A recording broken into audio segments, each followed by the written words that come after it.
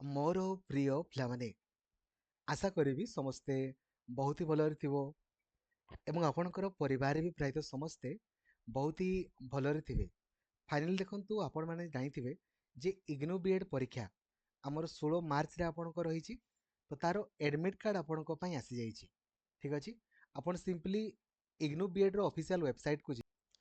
Login କଲା ପରେ ଆପଣ ଦେଖିବେ ଏଇଠି ଆପଣଙ୍କର ଶୋ କରୁଛି ଡାଉନଲୋଡ୍ ଏଡମିଟ୍ କାର୍ଡ଼।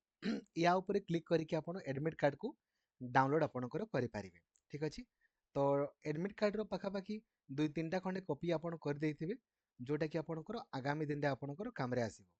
ଆଉ ଏଡମିଟ୍ କାର୍ଡ଼ ସହିତ ଆପଣ କ'ଣ ନେଇକି ଯିବେ? ଆଧାର କାର୍ଡ଼ କିମ୍ବା ପାନ୍ କାର୍ଡ଼, ଯେଉଁଥିରେ ଫଟୋ ବି ଥିବ, ଆଉ ଭୋଟର ଆଇଡି କାର୍ଡ଼ ଯାହା ବି ଥିବ, ଯାହା ନେଇକି ଯିବେ।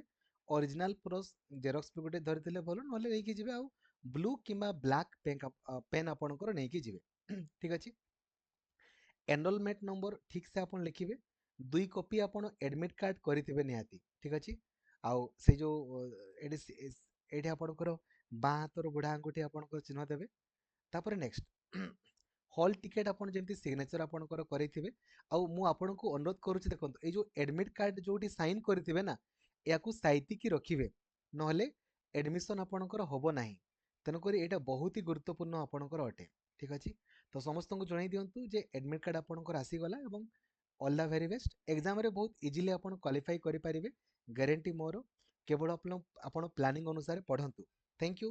ଜୟ ଜଗନ୍ନାଥ। ଧନ୍ୟବାଦ। Thank you.